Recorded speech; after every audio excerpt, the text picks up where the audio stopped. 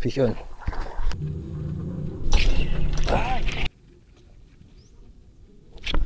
Fish on mga kuys. Yo mga kuys, what's up? So ngayon natin itutuloy ang Toman guide or Toman tutorial. Sa video na to, bibigyan ko kayo ng guide kung ano ang tamang setup, anong oras dapat pumukol, mga lures, kung paano gamitin ng lures, kung paano humanap ng spot. So lahat ng yan mga kuys tatalakayin natin habang nagfi-fishing ako. So let's go! Yan mga kuys, perfect humagis kapag pasikat pa lang yung araw. So unang ginagamit na lure yung maingay. Kunwari yan, Kuis D Buzzbait. Problema, sobrang dilim pa, so pangit sa vlog. For the sake of the vlog lang mga kuys, hintayin muna natin lumiwanag ng konti. Medyo maliwanag na kuys, may makikita na sa video, kaya G na natin to. Ayan, mag-iingay muna tayo sa tubig pang intro.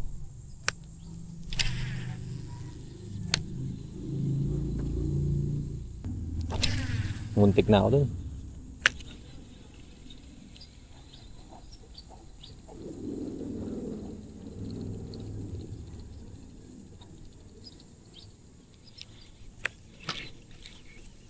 Parang unang humahabol ngayon ah.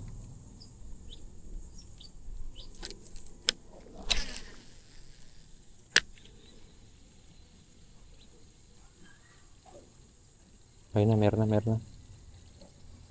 Meron na umabol pre. Ayan mga kuys, may umabol na.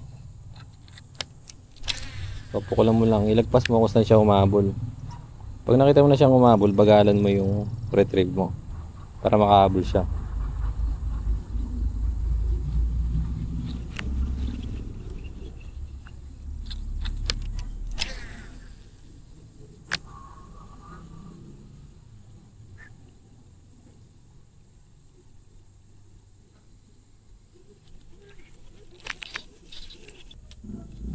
Okay, first catch natin, sanga.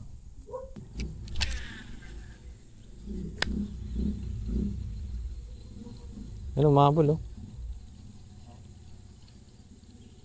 Ilang siya dito sa lure. Mga kuys, pag umahabol di kumagat, palitan yung lure nyo.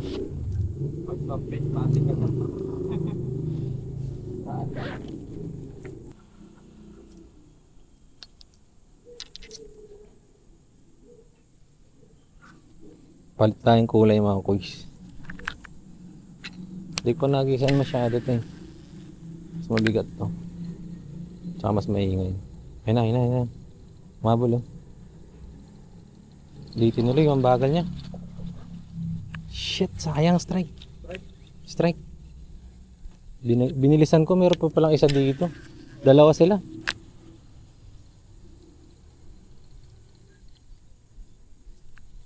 Ano? Umahabol.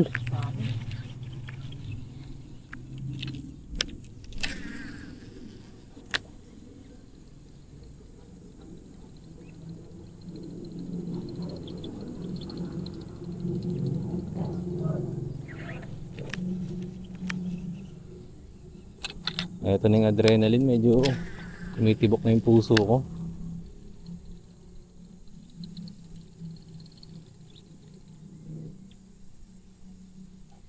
Pag buzzbait talaga, mas gusto nila mabilis na retrieve. Bibilisan natin retrieve mga boys. Ayun na, umabol na. Umaatras siya.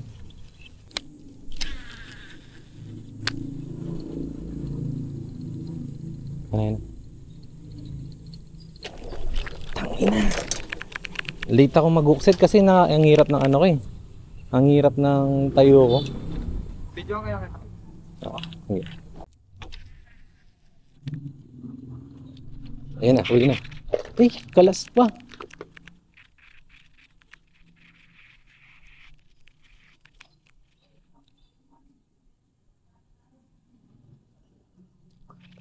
Tatanggalin ko na yung weed guard ko mga kuys kasi may strike siya.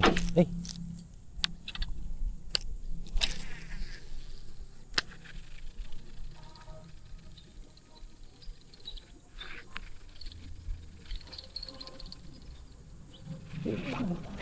Kita mo. Palit ako lure. Palit ng lure mga kuys. Sumistrike siya kaso hindi natuloy. So palit na kayo ng lure pag ganun.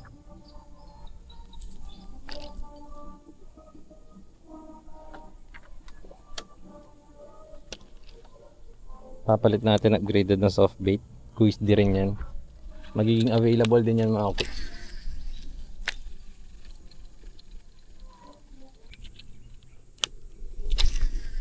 Ay, naku po.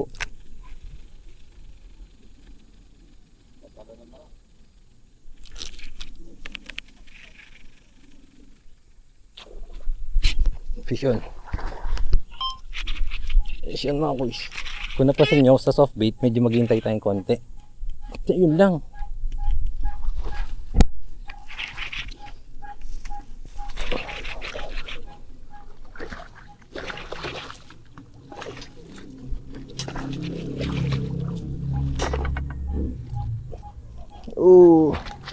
Fish on mga kuis. Kung napansin nyo mga kuis, sa soft bait maghihintay ka na ng konti bago mo siya i-offset.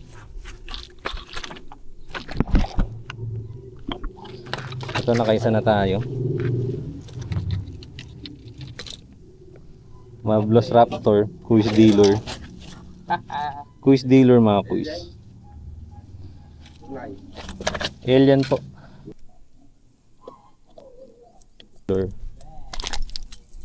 Okay.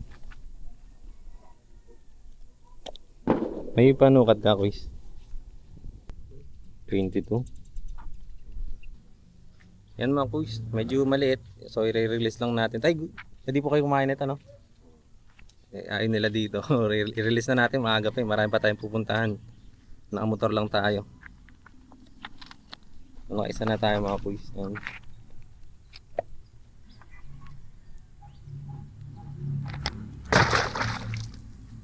Wala tayong mapagbigyan eh. Wala yung mga nagtatrabaho ngayon dito.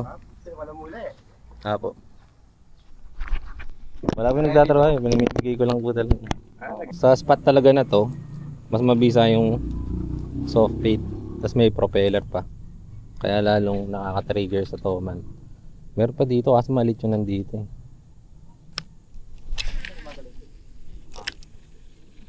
Hindi, may gumalaw. Yung nandito maliit yun.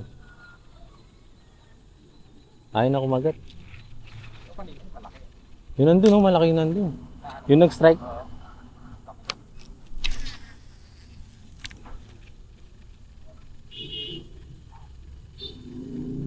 Malagay ko may mga matoman. Or black. Nasa sulok lang. Parang na yung mahabol eh, no? Opo.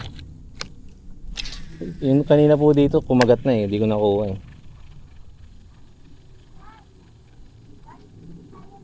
Mahirap pa lang sabit.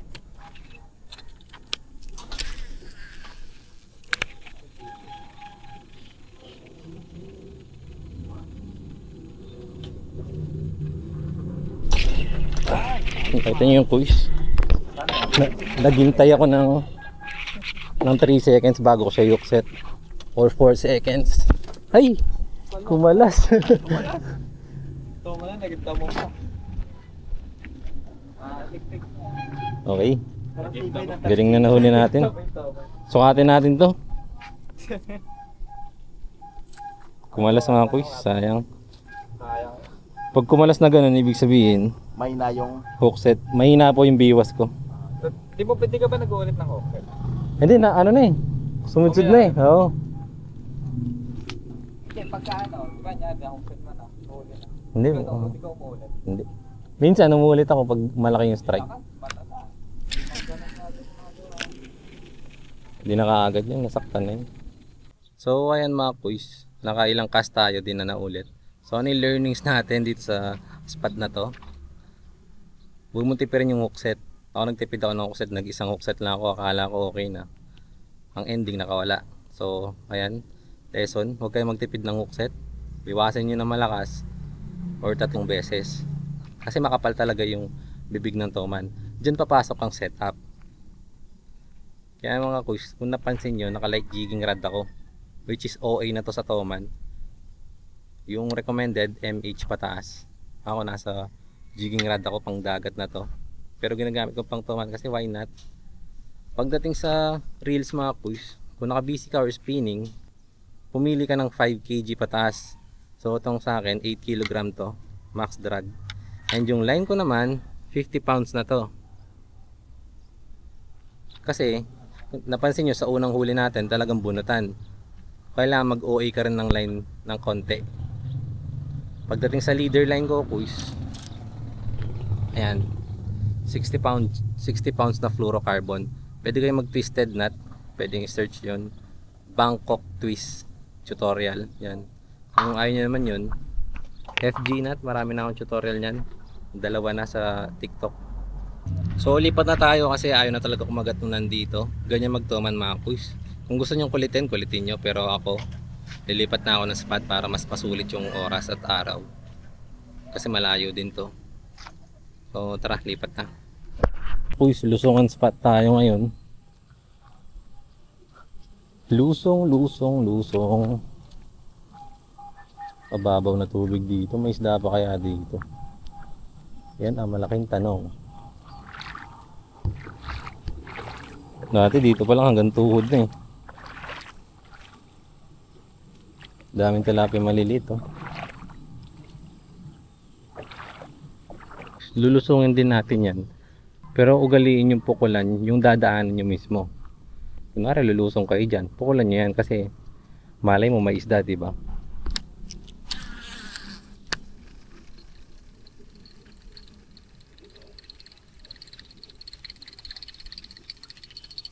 Wala naman nag-react.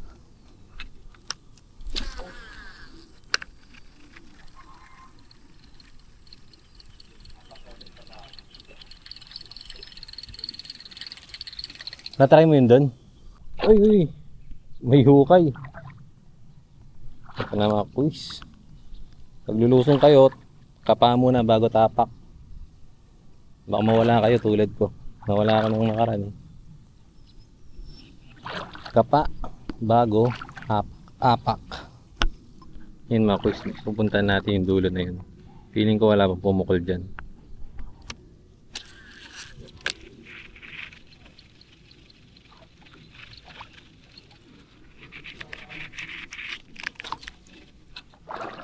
Dito muna tayo tatayo para mapukulan din natin yung right side tsaka yung left side bago tayo maglakad para di mabugaw yung isda if meron. Yan kuys, kahit may weed guard to, sobrang lala na ng cover dito. Dito na papasok ang soft frog kasi ito mga kuys, pang sabitan talaga to. Main spot.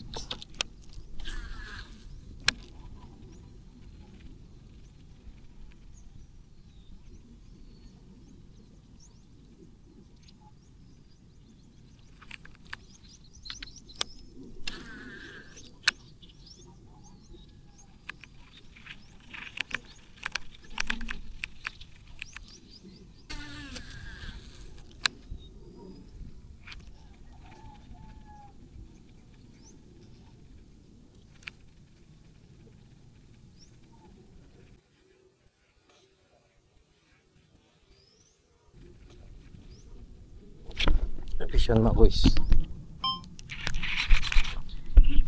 So yung offset, baka makalimutan kasi kumakalas minsan.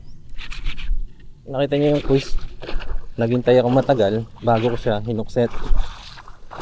Malaki to, malaki to, malaki to. Malaki to boys.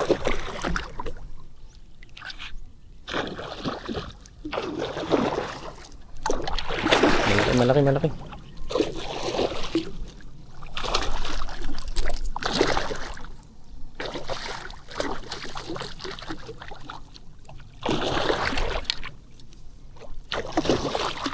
Lakas pa rin.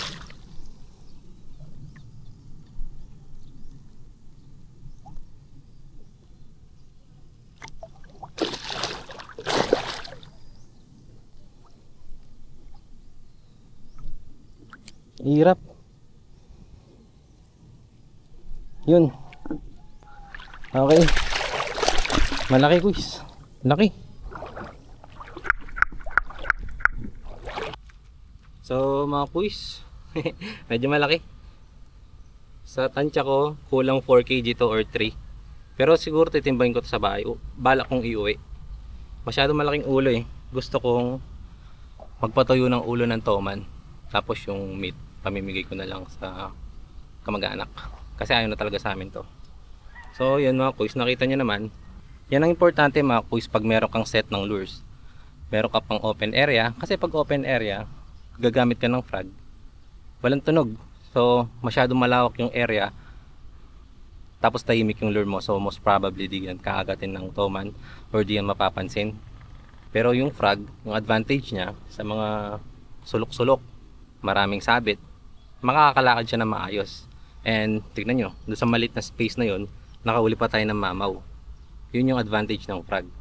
Disadvantage, pag open area, walang sound, walang kahit ano, basta naglalakad lang siya sa tubig, walang action, so mas maliit yung chance na makagatan sila. Pero yung kanina, open area, nakita nyo, doon sa buzzbait natin na softbait, tsaka buzzbait na QSD, ilang beses tayong nabulan, strike, nakalan tayo ng isa, nakalasan tayo ng isa. So sana may natututunan kayo. Leave a like and subscribe mga kuys. Marami pa tayong tatalakayin ngayong video na to. Meron pa tayong isang spot doon na feeling ko meron din toman. Mamaya ko na ito susukatin kasi wala si Lawrence. Lumusong siya sa kabila. Yan kuys. Yan. Ganda ng kulay. Pag green na yung ano niya, yung palikpik niya. So, kuha muna ako ng pang thumbnail.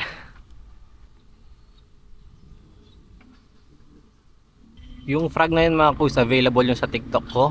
Pwede nyo i-PM sa TikTok para ma-send ko yung link. Tsaka mura, plus may commission din ako pag may binili kayo. Alam ko yung commission ko doon 3 pesos pag may bumili ng isang piraso. Pero pwede na yun, extra income mga kuys. So if interested kayo sa frag na yun, PM nyo ako sa TikTok. Ayan yung mga kuys Dylan lure. Upload ko to ng November 22. So mga after 3 days, doon ko ilalabas ang kuys Dylan lures. Yung nakagatan natin doon, na strikean. Ayan kuys, so, doon natin siya nahuli. Kung saan ka nakahuli ng toman, huwag mo nagisan kasi wala na yan. Yung mga toman mga kuys, territorial yan. So kung may malaking toman dyan, ibig sabihin wala nang ibang kasama yan, teritoryo niya yan. Tingnan nyo yung bite mark oh. May bite mark na yung kuys Dylan natin. Hindi ko na hookset kasi natatakot ako doon sa kinatatayuan ko, baka mahulog ako. Yung bite mark oh. Ano yan, battle scar. Okay, mag-iingay na tayo mga kuys.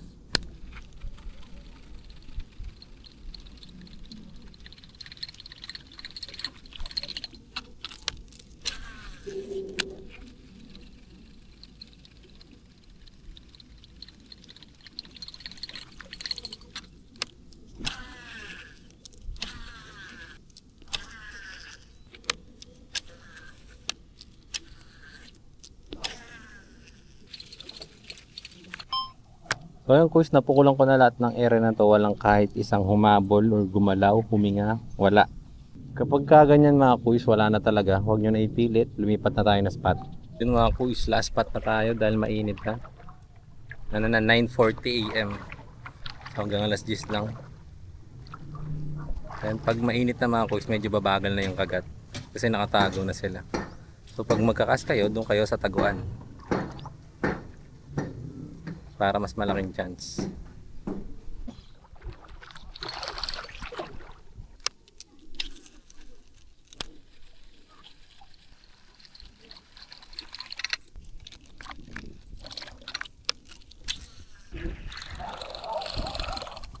So ito mga kuys, 10 AM na, wala talagang kumaagat kasi mainit na. So given na yun, nakatago na yung mga toman. Yung spot na to, ayun yung mga taguan, napukulan na namin lahat yan. Pero wala talaga, so negats talaga yan. Since mainit na mga kuys, uwian na, mag-shoutout na lang ako. Shoutout kay Micolo Angelo, Carl Vincent, Cian Matthew Official. So shoutout sa inyo mga kuys. Sana may natutunan kayo sa video na to or na-entertain. Kita-kits ulit tayo next time. Like and subscribe. Let's go! Ito mga kuys. Shoutout sa YouTube ta, YouTube. Tama Oh, oh, pangalan. Tama ko dyan. Oh, yun. Stan. Jervin. Jerwin. Oh, dalawa na lang sticker ko. Ako din. Ayun, nag-donate. Ayun mga kuys. Shoutout sa mama ko. Yun. Magugulat ka sa grades ko.